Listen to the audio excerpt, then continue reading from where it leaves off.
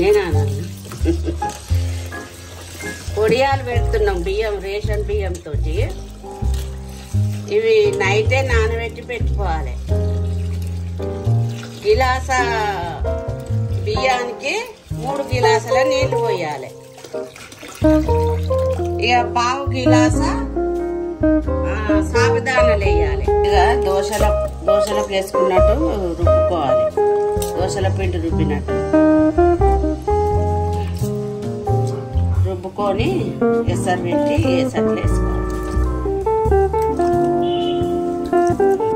సాబుదానాలు 1 గిలాసుకు పావు గిలాసు సాబుదానాలు వేసుకోవాలి. వేసుకొని మిక్సీ పట్టి దాంట్లోనే పోయాలి.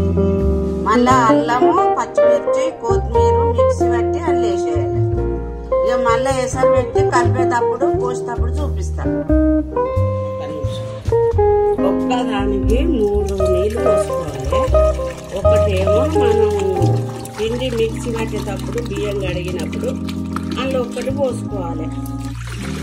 పోసుకుంటే మొత్తం ఎన్ని 4, 3:30 అవుతాయి.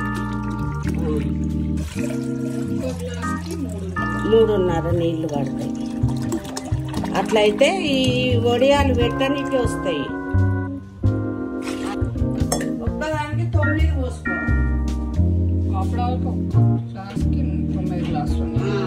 9 గిలాసుల నీళ్ళు. నేను దీంతో 2 పోసిన 6 వస్తుంది.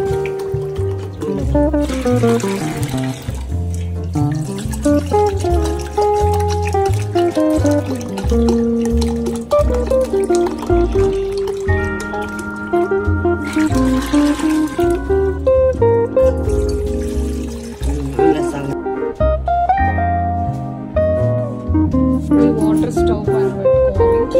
వాటర్ స్టవ్ పైన పెట్టుకోవాలి. దీంట్లో సాల్ట్ యాడ్ చేయాలి. సాల్ట్ 1 గిన్నెకు ఇంత సాల్ట్ అందాలి తోటి వేస్తాను నేను. దొడ్డుప్పు, అదే రాక్ సాల్ట్.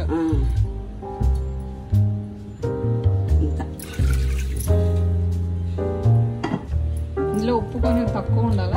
తక్కువనే ఉండాలి. వడియాలలో ఎప్పుడైనా తక్కువ ఉండాలి. మనం కర్రీలలో పప్పుచారుల నంచుకొని తినేటప్పుడు దాంట్లో ఉప్పు, దీంట్లో ఉప్పు ఎక్కువ. ఇప్పుడు ఈ వాటర్ బాయిల్ కావాలి. వాటర్ బాయిల్ ఇది 2 మిక్స్ పిండి. 2 సాబుదానాలు, బియ్యం పిండి 2 ఒక దగ్గర కలిపేసి పచ్చిమిర్చి మిక్సీ పట్టుకోవాలి. పచ్చిమిర్చి పేస్ట్, అల్లం ముక్క, సాల్ట్. ఇక వేసినాం కదా సాల్ట్.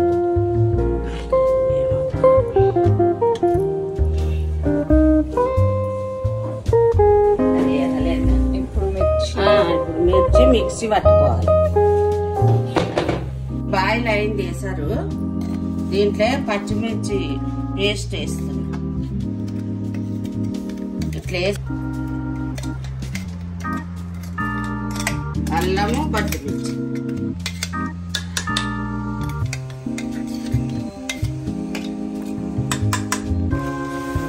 జీలకర్ర తర్వాత వేస్తాం.